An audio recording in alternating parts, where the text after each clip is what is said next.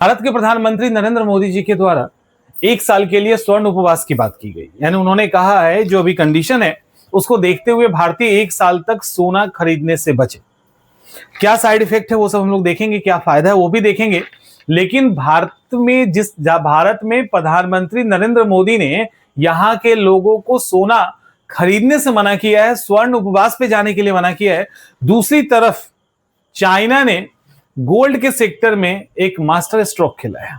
अब वो है क्या, क्योंकि ये इंपॉर्टेंट है कि प्राइम मिनिस्टर ने इधर अनाउंस किया और उधर ये खबर आ गई कि चाइना ने अपने गोल्ड सेक्टर के अंदर बहुत सारी पॉलिसी में चेंज लाया है, जिसमें एक मेजर चेंज ये है कि चाइना में जो कंपनी एक्सपोर्ट और इंपोर्ट में इन्वॉल्व थी, जो रजिस्ट्रेशन करवा के गोल्ड के सेक्टर में काम कर रहा था, उसको हर एक एक्सपोर्ट इंपोर्ट के दौरान और बार बार परमिट रिन्यूअल 6 महीने पे करवाना पड़ता था। तो ये एक समस्या थी। अब चाइना ने क्या किया है, यहां पे थोड़ी सी लिबर्टी दी है, और लिबर्टी ये दी है कि जो परमिट बनेगा वो सिंगल परमिट होगा। अब उस सिंगल परमिट पे मल्टीपल टाइम एक्सपोर्ट इंपोर्ट किया जा सकता है, और उसका ड्यूरेशन जो 6 महीने का था उसको बढ़ा के 9 मंथ कर दिया गया है। सवाल ये उठता है कि चाइना ने, जब स्थिति इतनी खराब चल रही वैश्विक लेवल पे, तो चाइना ने ये कदम क्यों उठाया, है ना। जहां हमारे प्रधानमंत्री कह रहे हैं कि सोना नहीं खरीदना है, वहीं पे चाइना ने गोल्ड के सेक्टर में इतना बड़ा कदम उठाया है। इसके पीछे क्या है, देखिए। चाइना ने multi use permit, single permit पे मल्टी यूज अलाउ किया है, यानी एक्सपोर्ट इंपोर्ट करने वाली कंपनी को अब इसमें राहत होगा।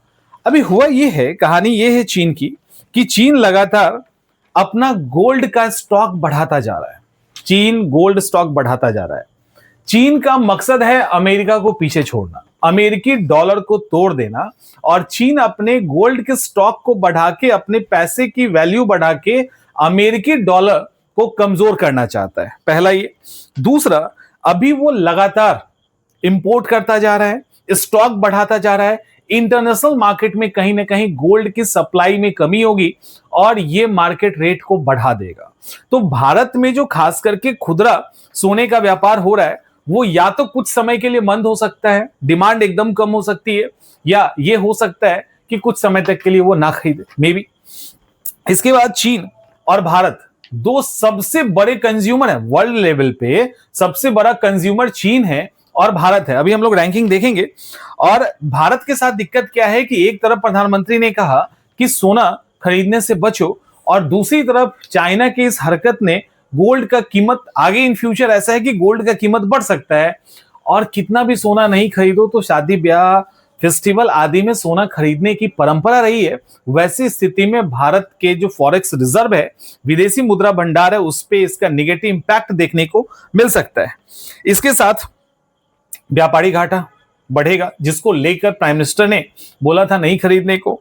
और लोग जो हैं ये कर सकते हैं कि डॉलर में इन्वेस्ट करने की जगह पे, उस पे विश्वास करने की जगह पे गोल्ड में इन्वेस्ट करना शुरू कर दे। ये सारी परिस्थितियां यहां पे बन रही है। अब सोना की अगर हम बात करें तो वर्ल्ड गोल्ड काउंसिल की बात करते हैं। वर्ल्ड गोल्ड काउंसिल का एक डाटा है, डाटा के अकॉर्डिंग ये है कि इस साल यानी 2026 में औसतन 530 बिलियन डॉलर, अमेरिकी डॉलर का खरीद बिक्री हुआ है। यानी gold one of the most demanding commodity है, ठीक है, वन ऑफ द मोस्ट। और भारत के अंदर भी यही है, लगभग 80 केजी गोल्ड 1 घंटे के अंदर में खरीद बिक्री होती है, खरीदी जाती है। अब यहां अगर हम डाटा पे जाते हैं थोड़ा सा, तो वर्ल्ड के 3 बड़े इंपोर्टर हैं, यानी आयातक हैं। पहला चाइना नंबर 1 पे इंपोर्ट करता है। दूसरा स्विट्जरलैंड, स्विट्जरलैंड इंपोर्ट करता है लेकिन कंज्यूम नहीं करता। चाइना सबसे बड़ा इंपोर्टर भी है और कंज्यूमर भी है, उपभोक्ता भी है। दूसरे नंबर पे इंपोर्टर आता है स्विट्जरलैंड, लेकिन स्विट्जरलैंड का काम है रिसाइकल करना। वो सोने को रिफाइन करता है, वो रिफाइन करके फिर सेल कर देता है, यानी वो रिसेल करने के लिए गोल्ड खरीदता है दूसरे नंबर पे। तीसरे नंबर पे भारत इंपोर्टर भी है और सेकेंड नंबर का कंज्यूमर भी है, यानी दूसरे नंबर का उपभोक्ता है। तो चीन और भारत, चीन पहले नंबर पे, भारत दूसरे नंबर पे कंज्यूमर है। और अगर हम सिर्फ इंपोर्टर की बात करें तो चीन के बीच में स्विट्जरलैंड आएगा, फिर इंडिया आएगा। अब एक्सपोर्ट की जब हम बात करते हैं, यही स्विट्जरलैंड नंबर 1 हो जाता है। वर्ल्ड के गोल्ड का जितना भी डिमांड है उसका लगभग 20% एक्सपोर्ट के अंदर स्विट्जरलैंड पूरा करता है। उसके बाद यूएई, जिसको गोल्ड सिटी भी कहते हैं, ठीक है। इसके बाद अगर हम इस आंकड़े को देखें कि जो प्रोड्यूसर भी है और डिस्ट्रीब्यूटर माने इंपोर्ट भी करता है, एक्सपोर्ट भी करता है और प्रोड्यूस भी करता है, उसमें ऑस्ट्रेलिया नंबर 1 पे है, उसके बाद दक्षिण अफ्रीका है, फिर कनाडा है और फिर यूएसए है। तो ये इस तरह की रैंकिंग है। अब सवाल यहां है, जो मोदी जी ने अभी स्वर्ण उपवास की बात की और गोल्ड खरीदने से रोकने की एक तरह से सजेशन दिया है, एक तरह से रिक्वेस्ट किया है कि भारतीय गोल्ड खरीदने से बचे। देखो, इसका 2 इंपैक्ट है, एक निगेटिव एक पॉजिटिव। जब देश के मुखिया ये बात कहते हैं ना, तो इसका बहुत बड़ा असर दिखता है। प्रधानमंत्री ने ये बात कही है, अगर फाइनेंस मिनिस्टर भी कहे होते ना तो वो असर नहीं दिखता जो प्राइम मिनिस्टर के कहने पे दिखा है। अब इसका एक बहुत बड़ा निगेटिव इंपैक्ट क्या देखने को मिलेगा, क्योंकि देश के मुखिया प्राइम मिनिस्टर ये बात कह रहे हैं, तो गोल्ड मार्केट के अंदर जो व्यापारी है वो डर गए, जो काम करने वाले हैं वो डर गए।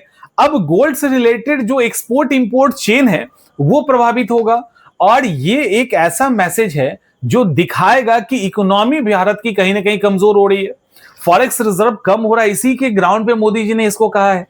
तो ये जो बाहर से इन्वेस्टर हमारे यहाँ इन्वेस्ट करेंगे, उनके ऊपर उनको एक डाउट होगा, क्योंकि प्राइम मिनिस्टर बोल रहे हैं, समझ में आ रहा है, उनको डाउट होगा कि कुछ भारत में गड़बड़ तो नहीं चल रहा, इकोनॉमी कमजोर तो नहीं हो रही, इन्वेस्ट करने से डरेंगे। तो ना केवल गोल्ड में बल्कि अलग अलग सेक्टर में इन्वेस्टमेंट में कमी आ सकती है, और इसका रिजल्ट होल एंड सोल ये होगा कि जीडीपी की ग्रोथ जो अभी हो रही थी अच्छी खासी, वो कम हो सकती है सिर्फ एक स्टेटमेंट से। और मायने रखता है कि वो स्टेटमेंट कौन दे रहा है।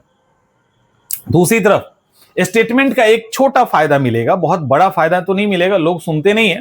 प्राइम मिनिस्टर ने कहा कि सोना गोल्ड स्ट्राइक मतलब स्वर्ण अवकाश पे जाइए, स्वर्ण उपवास पे जाइए। तो जो भी लोग हैं वो कोशिश करेंगे, जो उनको फॉलो करते हैं, कम से कम सोना खरीदे। लेकिन शादी ब्याह आदि के मौके पे आपको पता है जब कीमत बढ़ जाता है तब भी लोग जो सोना खरीदने के शौकीन है, जिनको देना है वो सोना खरीदेंगे ही। दूसरी तरफ चाइना के कंपनी को छूट दिया जा रहा है एक्सपोर्ट इंपोर्ट करने का, तो वो मार्केट के अंदर एक बड़ा हलचल पैदा करेगा इन फ्यूचर।